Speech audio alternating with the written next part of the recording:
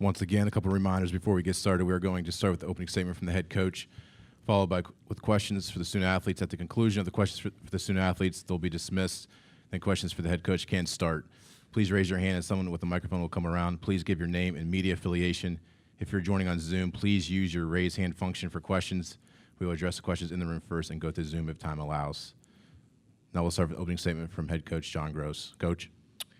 Obviously didn't quite go the way that we had planned or wanted it to. Give Creighton a lot of credit. I thought they were really challenging to guard. I felt that way coming into the game. I thought it was important that we had valuable possessions on offense and scored. And I thought we got some pretty good shots. We made them early. Didn't make as many of them in the second half, but I thought they were good ones. And the game got away from us just a little bit there. But, give them credit. They're a good basketball team. But I'm really proud of these guys, proud of our whole team, but in particular our senior class and what they've meant to our program. In some cases, 5 years, 4 years, 2 years, and 1 year between the five guys, and what they've done for our program. And it's not just the winning. Obviously that's the part that you get to see is the 3 championships over 5 years and the win percentage and all that that these guys have been able to attain. But it's bigger than that to me. It's the people that they are, the people that they've become, the leaders that they've been, the way they are on campus, the way they treat people, the teammates that they've been, their work capacity, their commitment to being great, their commitment to each other, how much they care about each other, and how much they care about winning. And in a day and age where our society can tend to be the opposite of that or 180 of that or, where there's selfishness and all that with teams. And, the fact that we didn't have any of that makes this group really, really, really special. It's been a real privilege to coach them and to work with them. Like I said, Caleb 1 year, Sammy 2 years, Ali 4, and Reek and Greg 5. Just very, very thankful and feel very blessed. Wish we'd played a little bit better today, but, right now I'm just kind of have an attitude of gratitude for these 3 guys and Thornton and Hunter who aren't up here. Representing the Akron student athletes, Enrique Freeman, Ali, and Greg Tribble. Questions for student athletes? Right here and right. Alex Henry, WZIP. Enrique, you went from getting dragged to open tryouts, and now in March Madness, I don't know if anybody's told you, I'm sure you know though, most double-doubles, 3rd in NCAA Division I history. How does that feel to kind of finish this part of your story? Obviously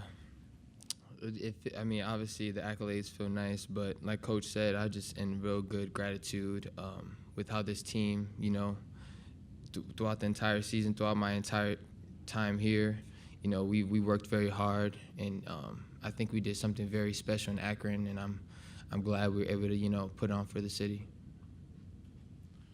Questions for student athletes? Right here. Logan Conger of WZIP Akron. Ali, what does it mean for you to kind of finish off your story, coming back to Akron? You get back to March Madness and finish it out with your guys. Obviously, not the way you wanted the game to end, but your story as a whole, talk about the ending for you.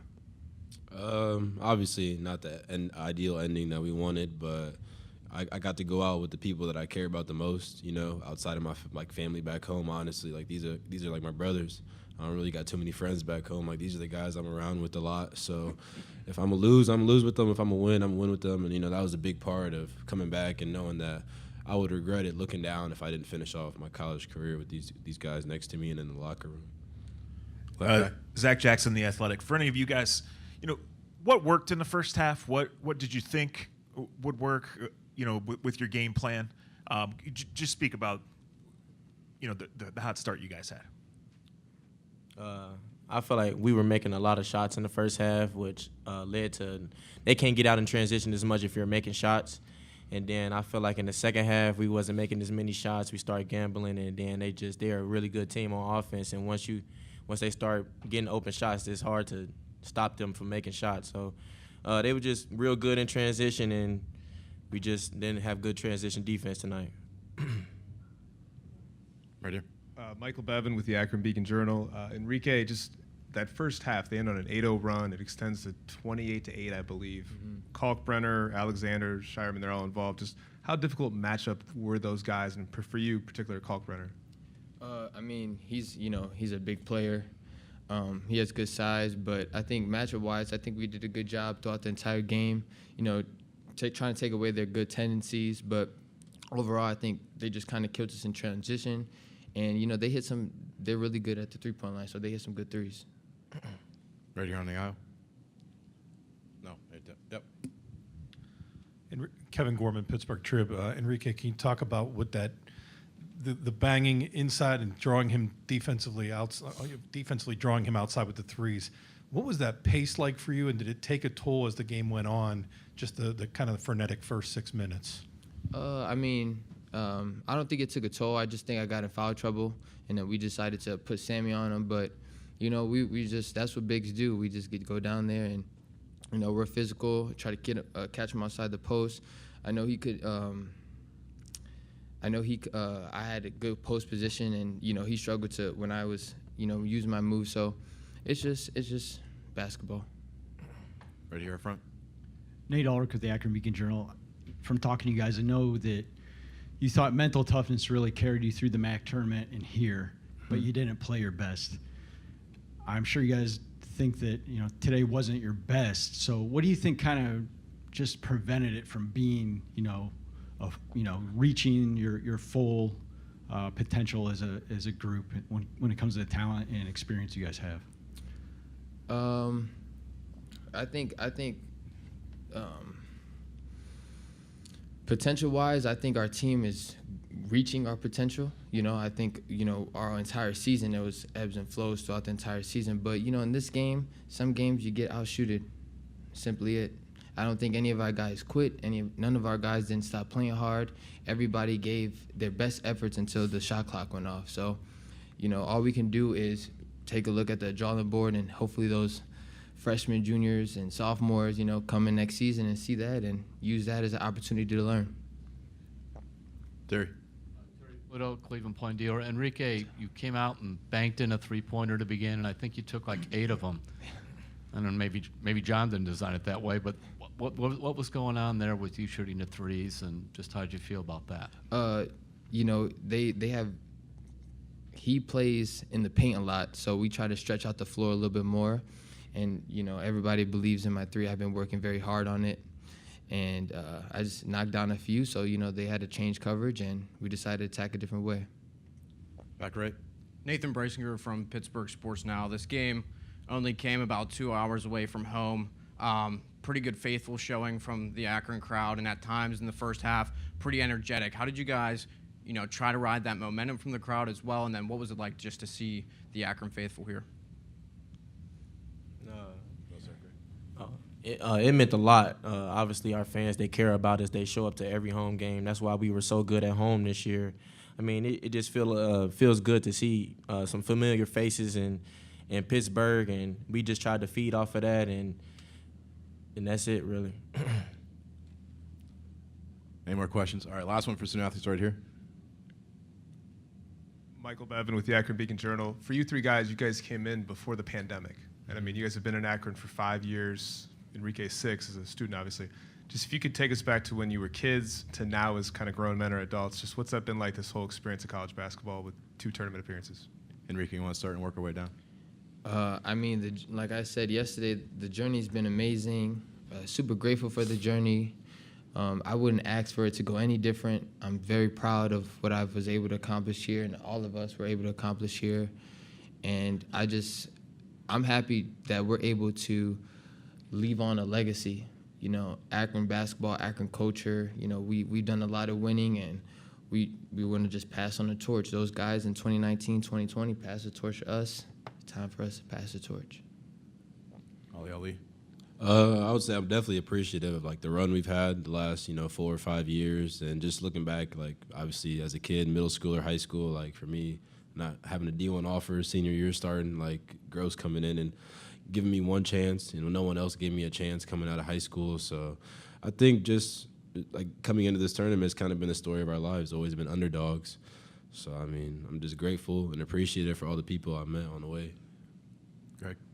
Oh, yeah, I'm just thankful for the opportunity of Coach Gross and the coaching staff for even believing in me to come to this university.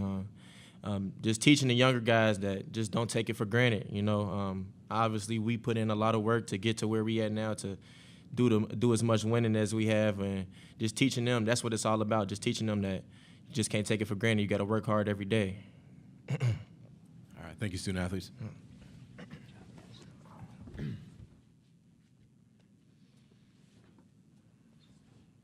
All right, questions for Coach Gross.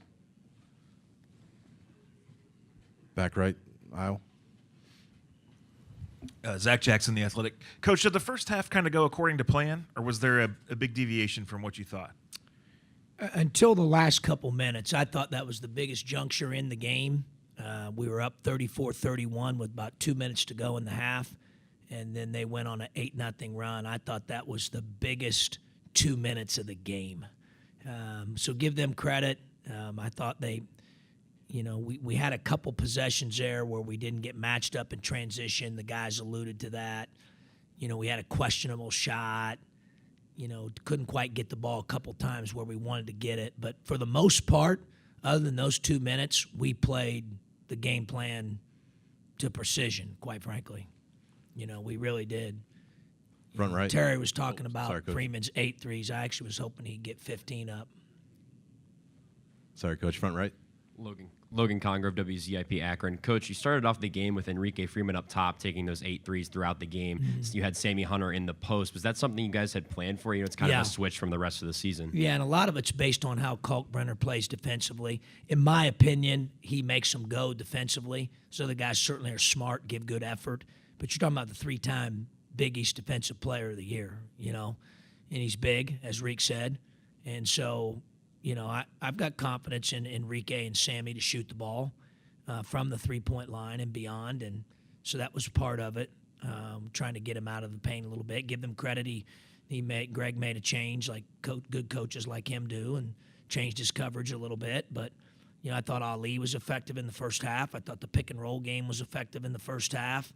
I thought we did a lot of really good things, and until their run, the last 2 minutes, as the original question was asked there, I don't know if it could have went, much better. Second juncture of the game that I thought where it got away from us was the start of the second half. We just weren't, weren't quite as effective as we were the first 18 minutes, and then we were playing behind from there. Back left. Tom Withers, Associated Press. John, given Enrique's journey, how tough is it then subbing him out with 1:23 to go, knowing you're not going to have him again?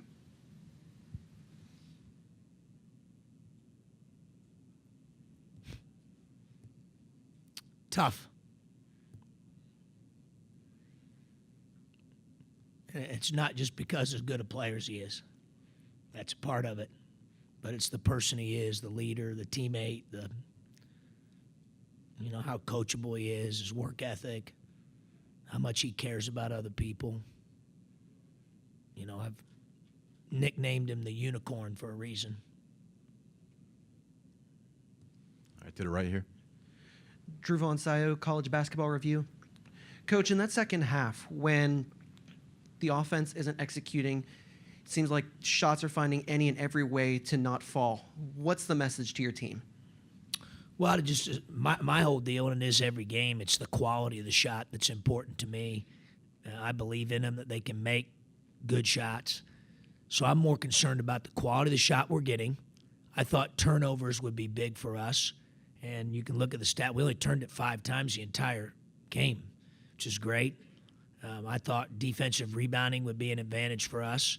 They got us a little bit on the glass there during that one stretch that I was a little disappointed in. We missed a block out on Mason Miller and a couple guys there that ended up during that stretch of 2 or 3 minutes when I talked about the bad start a little bit to the second half where it kind of got away from us a little bit. I thought that offensive rebounding by them was a part of that. But, obviously you want to make shots, right? Who doesn't want to make shots? We've taken a lot of pride in having a lot of mental toughness and being able to play through stretches. You know, we had a semifinal game in Cleveland where we scored 16 points in the first half and had 13 turnovers. We're only down 10 because our defense was so good. Then we scored 50 in the second half and shot the cover off the ball. So, you know, you want to make shots. I mean, I do think if you can rebound and take care of the ball and defend, you're always going to have a chance. But this was a little unique today. Their offense, as the guys were alluding to, is just prolific. Saw it on film coming into the game. Felt that way during the game. My opinion hasn't changed on that. Just have a lot of answers offensively. They've got size at the rim and a guy that can score in the post. They've got multiple playmakers, great passers, you know, and they shoot the ball from three very well. You're not going to find very many nights where you've got all 4 or 5 of those guys that shoot threes for them to all be off in the same night. You know, they're just, and then they run good stuff. And so I knew it was going to be a challenge to stop them. Again, I thought the key would be, could we keep scoring? And obviously we were able to do that for about 18 minutes, but weren't quite able to sustain that for the remaining 22 minutes. To the left here. Coach, Michael Bevan with the Akron Beacon-Journal. Again, you used the word prolific to describe their offense. Was there an offense this season, whether it be regular season or MAC tournament or non-conference, that prepared you for what they bring with Kalkbrenner and Alexander and Shire Manley? No. No, I mean, I think there's good offensive team in terms of their personnel, their blend of size, shooting, playmaking, what they run offensively. There's good offensive team as we've went against in my 7 years at Akron. John, Terry Polito from the Point Dealer. You've been in a situation before after being eliminated in the NCAA tournament. I'm just curious, what do you say to your team afterwards in the locker room? Well, I just told them how proud I was of them. You know, I addressed the game briefly. Obviously, it didn't go the way that we wanted it to, or envisioned, or planned for it to. Give Creighton credit, but just told them how grateful I was for what I just said at the outset of this. 5 years, 4 years, 2 years, 1 year, in particular those seniors, and really all of them. You know, I enjoy being with them, coaching them. They are a great group of guys. As Freeman has said multiple times, we don't have a bad apple in our locker room. It's, you know, that doesn't mean we don't go through, times that are tough. We all do, right? You guys do, we do. But, it's the people you do it with, how much you care about each other. We have good people in there, and it made it super enjoyable. And I'm just grateful to have had the opportunity to coach them. Those guys will always be a part of not only the Akron family, but my personal family. I love them. They're great, great, great guys. Only got time for a couple more right here. Nate Ulrich, Akron Beacon-Journal. Hey, John, Enrique said he was happy to be able to leave a legacy. How would you define the legacy? Well, I mean, that's a complicated question, right? Because what you see is the winning, the winning percentage overall, league play, the best in the league, the championships, the banners, all that. And that's certainly a part of it. But I think it's more of, and a couple of young guys just spoke after the older guys had a chance to speak in the locker room about how grateful they were that guys taught them what hard work looked like, what leadership looked like, what being a great teammate looked like, what being at a do-both place, meaning we expect you to get it done academically and earn your degree and make progress towards degree while also playing at a high level, what that looks like. All these guys you saw up here, plus Hunter and Thornton, exemplified that on a daily basis. And so they were able to see all that and feel all that. And so to me, it's bigger than all the winning. That's certainly a part of it. But again, it's who they are as people, who they are as students, the fact that they can get over themselves and care about somebody other than themselves. Just a special group. All right, last two. Right here and then right here. Right here. Logan Conger of WZIP Akron. Obviously, the loss is still fresh, but all three guys touched on passing that torch and the legacy of Akron basketball. What does the future of Akron basketball look like in your eyes? Well, we're just, for us right now, obviously, I'm trying to process this one, right? But at the end of the day, we want to continue to fill our locker room with people that care about each other and care about winning. That's what those guys would tell you. It's really not any more complicated than that. Do you care about each other, really care for each other, take care of each other? And do you care about winning ahead of personal agenda? Right? Sounds obvious. Sounds easy. It's not. So that was their mentality. I think the younger guys saw that, and we want to continue to build on that. Our last question. John, I know you'd prefer to be joining him in around the 32, but do you have any message for your old friend and rival Keith Dambrot as he postpones his Yeah, retirement? I'll do that probably a little bit later here. Obviously, I haven't had a chance to do that, So I've been, occupied with what we're doing right now. Do you have any message for us? What's that? Can you tell us what you might tell him or talk to him about later on? Well, usually he and I will, obviously I said this earlier, we'll text and or we'll call, and I'm happy for him, obviously, and what he's been able to do. I think it's you look at the last time that they were in the tournament, I think was the 70s. Is that correct? Yeah. So it's really it's awesome, what he's been able to do, and happy for him and Donna with the retirement, and Keith's big reason why I ended up coming to Akron. I said that earlier, was because of Keith and all the success that he had and the battles that we had when I was at Ohio, and familiarity with Akron and Northeast Ohio because of my time in the state at so many Ohio universities. And so I had great familiarity with Akron and was attracted to that, but in large part because of Keith. Thanks, Coach. Appreciate your time. Sure.